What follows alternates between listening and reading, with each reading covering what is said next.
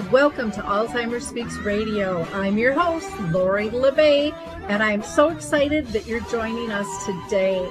We are going to have a fascinating conversation as usual as we learn from people all around the world at all ages and stages of life. Stay tuned as we shift our dementia care from crisis to comfort. Here we go. What you think about, you will bring about dementia change. We will. Well, hi, everyone, and welcome to Open Mic on Alzheimer Speaks. I want to, again, thank our audience so much for being part of our community. We couldn't do the work we do without you. Your input, being guests on our show, your comments are just all so valuable. So I want to thank you from the bottom of our hearts. For those of you that are new to Open Mic, it's available to anybody who has an opinion, a service, a product, or tool regarding dementia that they want to share. So just reach out to me at radio@alzheimerspeaks.com. And I can send you information about being a guest on the show.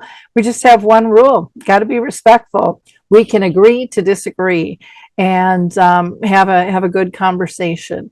So don't be shy. I don't care if you're living with dementia, if you're a family member, if you're a professional, if you work for a government agency, everyone is welcome here.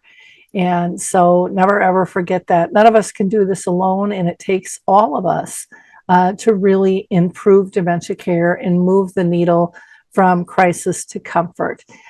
Second, I want to apologize. I've been kind of absent here more than usual. I try to be pretty timely normally, but I've been dealing with some family health issues and a passing of a loved one. And, that always takes priority, and it always will for me. So I hope you give me a little grace on that. But I've learned a ton through this process. And so I'm going to be developing several more resources to be able to help people out. I have not been a family caregiver for quite a while. My mom passed in 2014.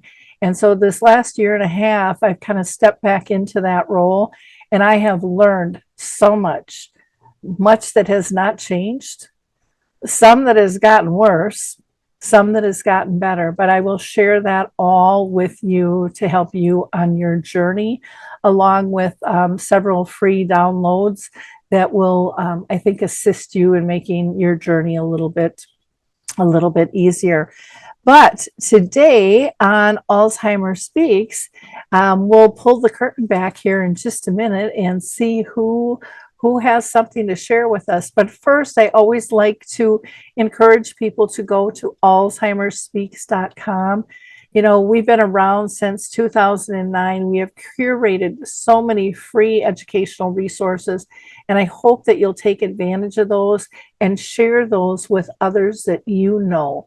And all you have to do is go to that tab, free educational resources, to find those. There you'll get things from the podcast to dementia chats, where people with dementia tell us what is working, what is not, what they would like to see, what they would like us to stop doing, to dementia in the arts, our poetry section, information on memory cafes and dementia-friendly communities, and so much more. So it costs you nothing. You don't have to develop an account. You don't have to worry about your information getting hacked, because I don't want that. I just want to help you. And that's all Alzheimer Speaks is about. Same with our sister company, Dementia Map. You can search for services, products, and tools around the world. Again, you don't need an account. We're not going to ask for any information from you. You've got 150 different categories you can search. And if you have a service, product, or tool you would like entered in there, just reach out to me. I can show you how to do that. We have both free and fee models available. And again, as long as you're doing good work, you are welcome. We do vet people to prevent scamming, but we always encourage people to do their own double checking as well, because things can change on a dime. So enough about us. Let's pull the curtain back and see who's there. Well, I can't wait to show you who is on the show today because they are part of a wonderful organization called AlzAuthors.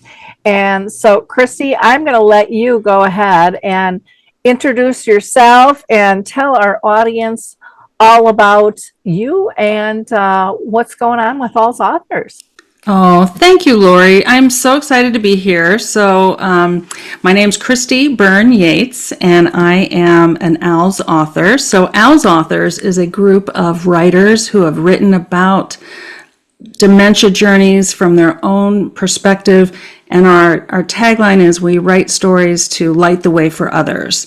So I wrote a memoir, and it's kind of genre blending, a little bit of self-help book called "Building a Legacy of Love: Thriving in the Sandwich Generation." So I wrote about caring for both of my parents at the end of their lives. Both had dementia. My mother had Alzheimer's. My dad had vascular dementia.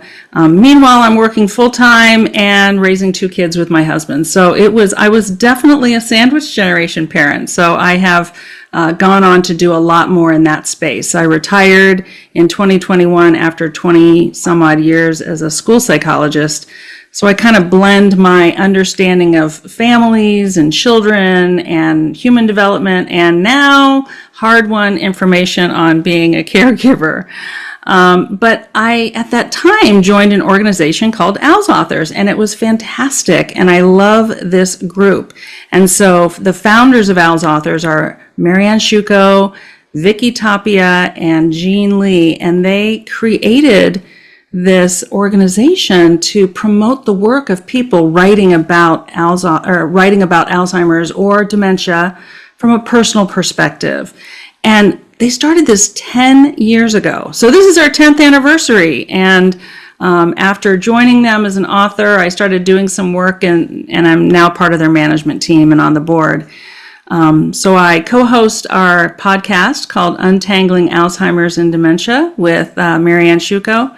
And we are celebrating, as I said, 10 years. And so now we're doing a film fest for the last part of this year. So in September, October, November, December, each month we're going to have a film made by people who have an understanding of what it's like to be a caregiver or to work with people who have Alzheimer's or dementia. And we're going to be putting those folks out there and showing their film, one a month. Actually, in September, we have 2.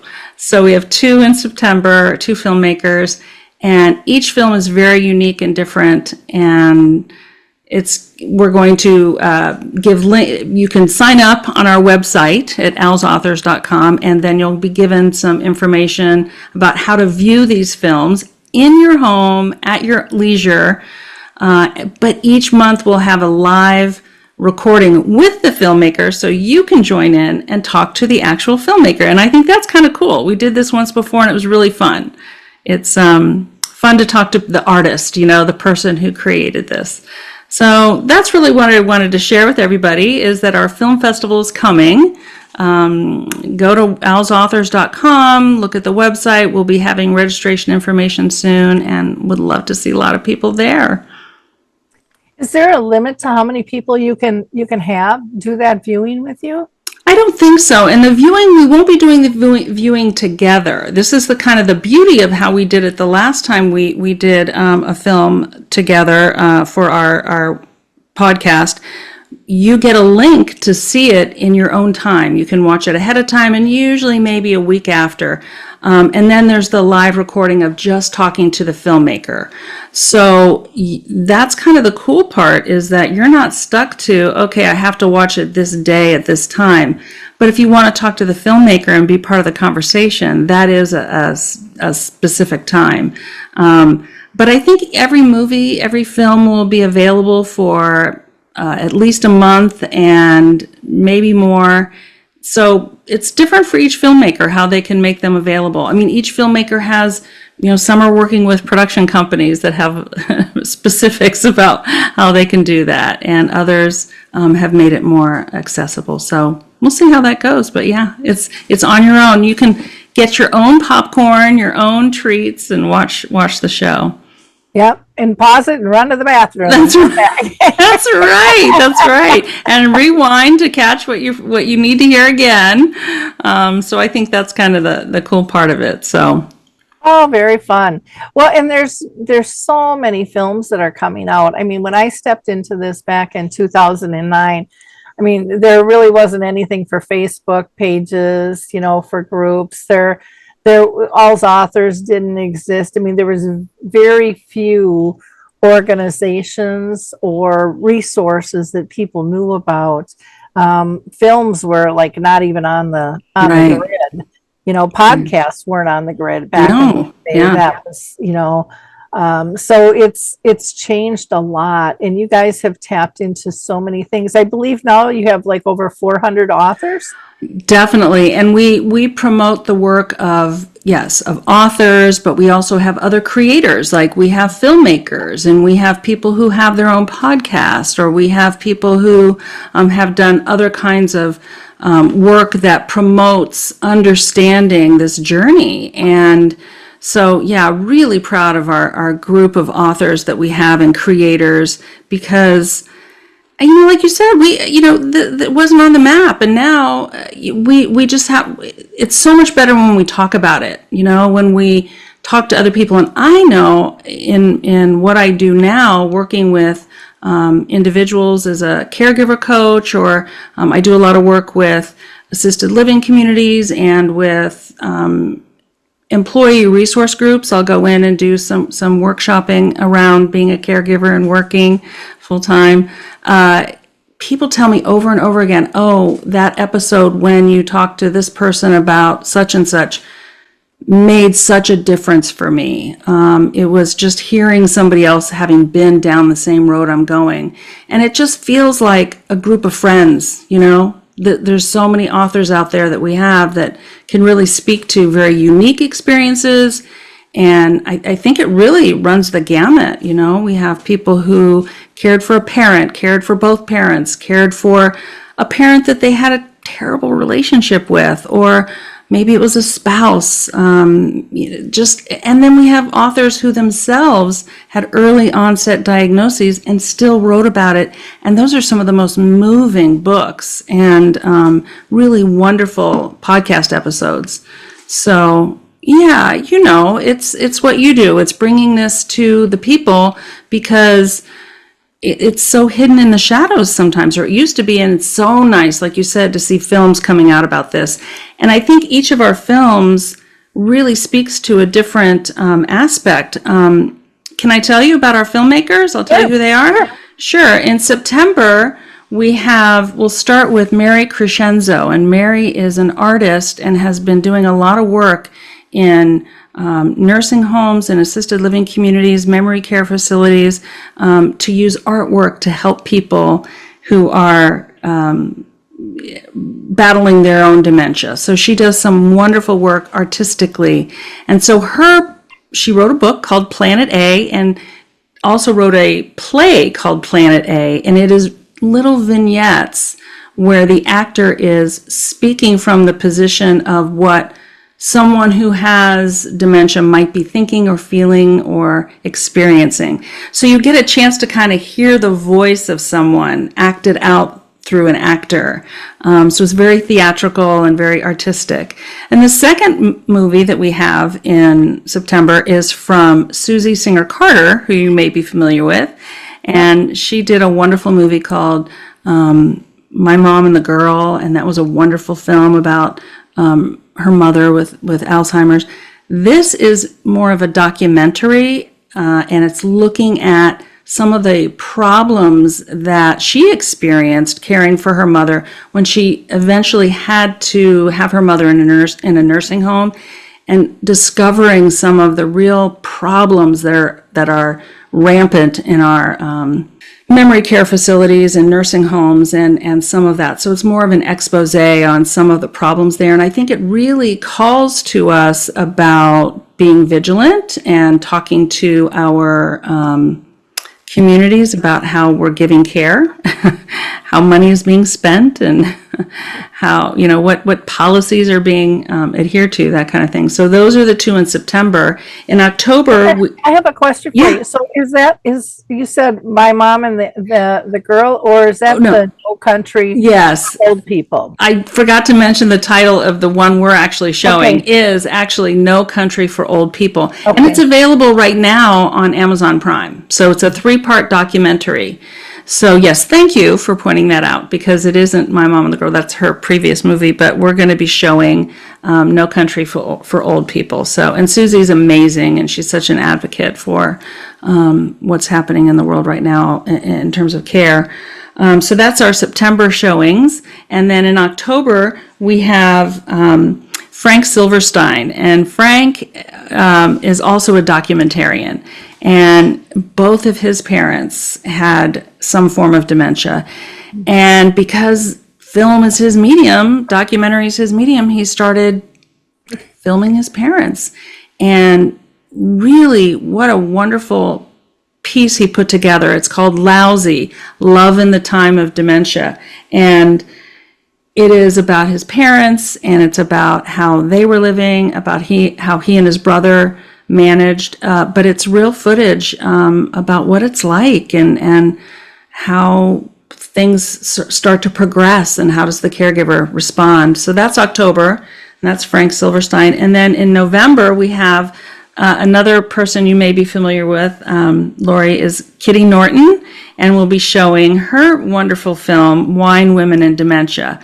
And it's really about the community that developed as she was caring for her mother, but then after her mother passed away from Alzheimer's, she went on the road and met with other people this community that she had built through Facebook, and met with other people, and it's funny, and it's poignant, and it's about community, and it's definitely about us sharing things. So that's a really cool one, I think, and that's November. And then we wrap it up finally with a Christmas movie called The Present, and it was written and directed by C. Nathan Brown, who has an organization called Expose Dementia, and it's the story of a family that's coming together for Christmas a year after they lost their mother to Alzheimer's. So how have their lives changed? How has dementia changed them? How has caregiving changed them? And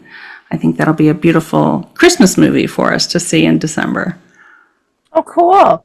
Well, those all sound fabulous. I want to really watch Frank's film. I have not seen that one, and the December one. The others I have seen, and are fabulous. Yeah. So it sounds like you got just a wonderful lineup there, and it is fun when the audience can hear from the makers of the film or the actors in the film. I know I did that with a film called, used to be called His Neighbor Phil, and now it's called The Timeless Love.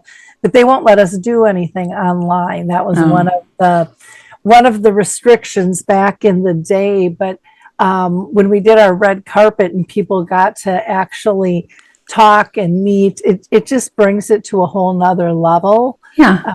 For them to kind of see how things were made and what the actors learned from it, because some may have actors, some may have actual people, depending on the film itself, and that's always interesting to see, along with the storyline of what brought certain pieces kind of to life or were mandated to be in the film, what drew them from a heart level. And those backstories are always so interesting, I think. Oh, yeah. And I think, what we find and why we promote the work of authors is because whether it's fiction or nonfiction, someone's telling their story.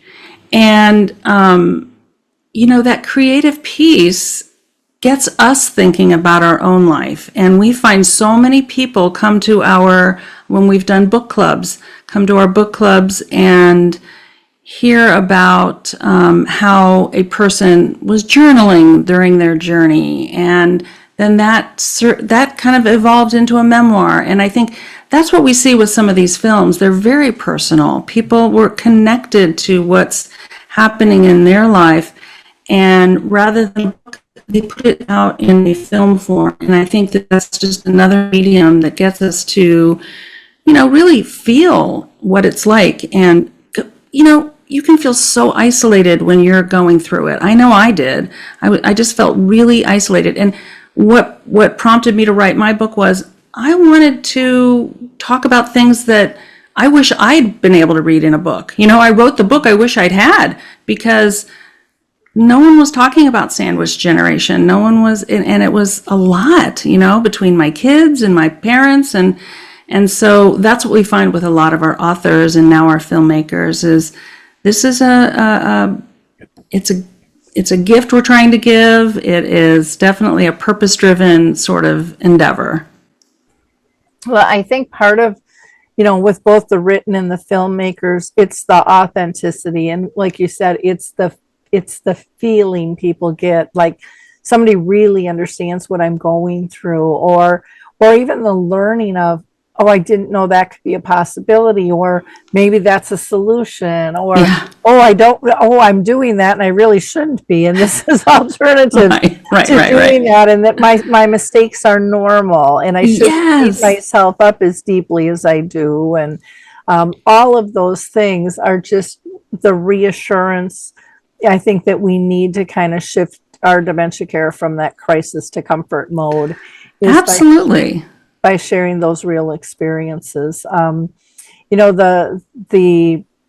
medical model and the academic model are fine, but they miss the real life piece in so many aspects, or sometimes they touch on it, but they don't know how to say it in an authentic voice. Yes. And or there's all these references, and it's like, get the references out of my way. Right. Help me live practically and graciously, with what's in front of us. And that's what I find I hear people say all the time is, I'm not alone. Somebody else understands this. And you think of each person that you touch, because there's millions of us that are touched by this, not only diagnosed, but, the ripple effect of the family and friends. And I still think those numbers are very underproduced. Absolutely.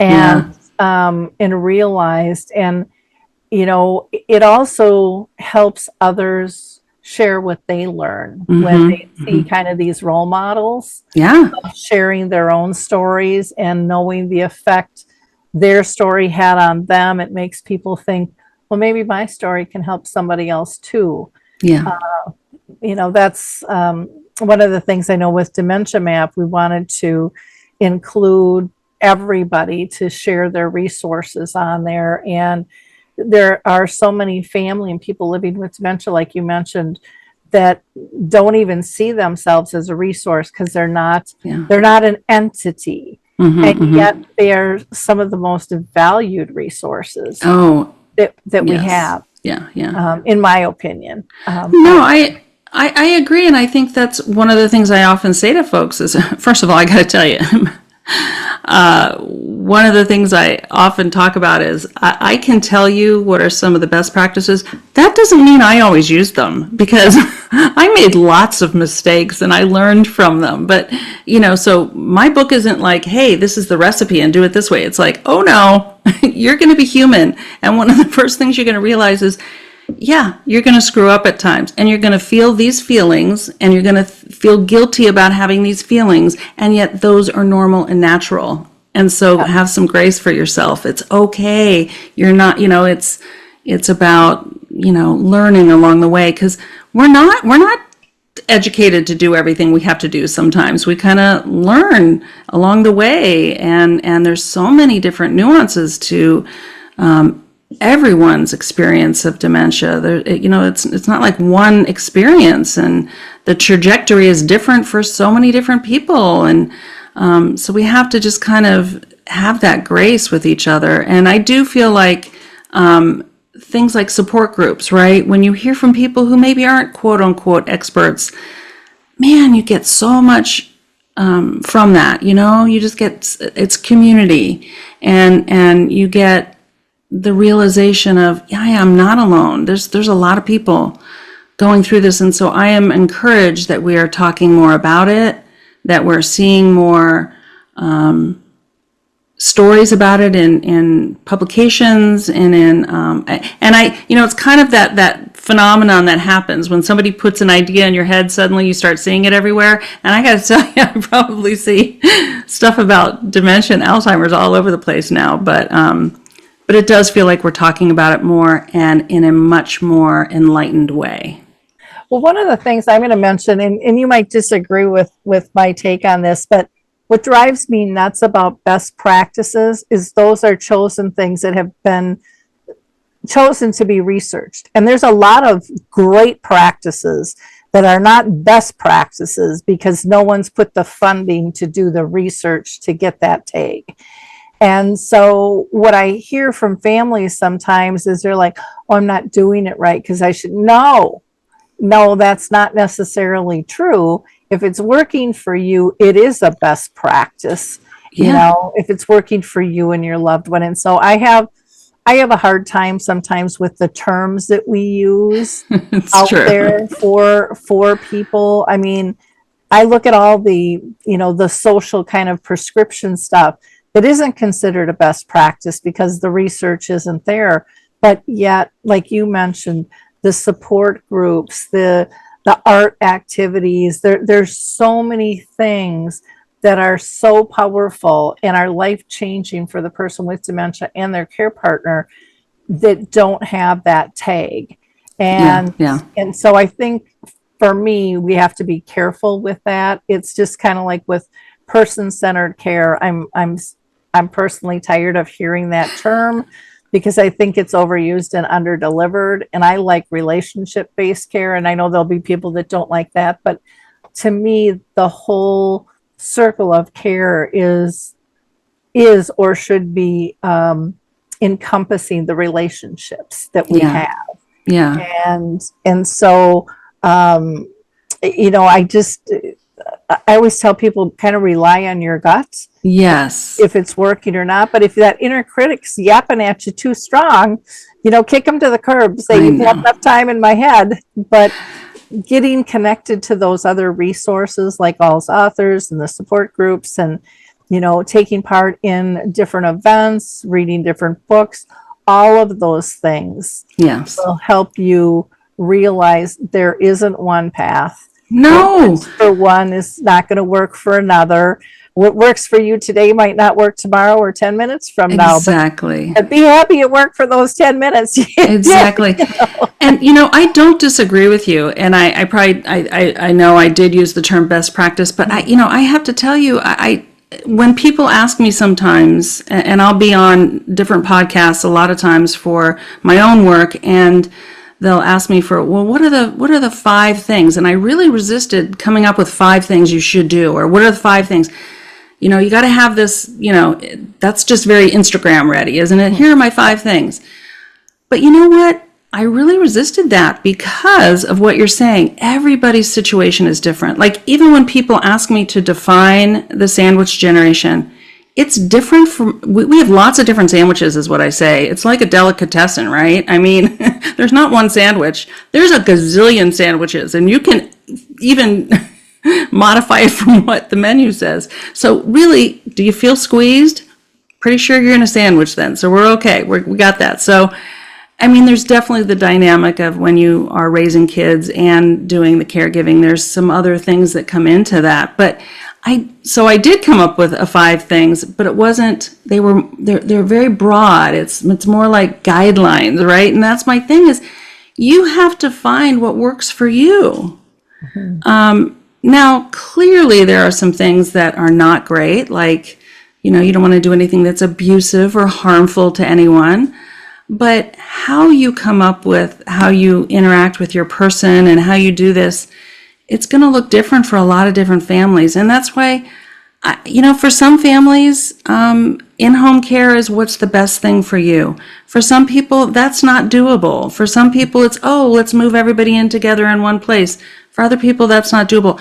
But you know what? There are great outcomes for pretty much any kind of thing you can see, and the outcomes come from what you're talking about, the relationship, the community, and it is about relationship. It's what kind of relationship you have with your person, and it's also what kind of relationship you have with the people around you, and then your relationship to yourself. How are you feeling about what you're doing?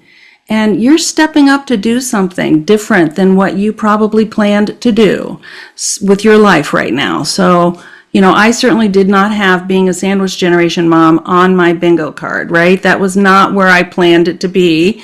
And I had to step in and do it. And I was grateful that I had that opportunity. But at times I was like, geez, this is really hard.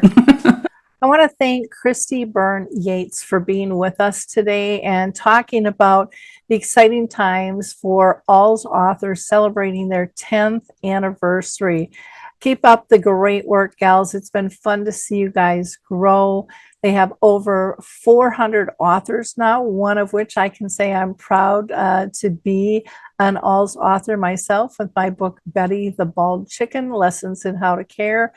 They have their own podcast and blog, but they also have a list of resources. And there you can find all kinds of additional support through their book collection, through upcoming resources themselves, through their AlzStores as well. And check out their events. Like she was saying, their upcoming events this fall, which is going to be featuring films about Alzheimer's. So you can just go to their website, alzauthors.com. And again, we always encourage you to check out Alzheimer's Speaks as well for all of our free educational resources, as well as our sister company, Dementia Map. Till next time, we'll see you soon. Bye, everyone.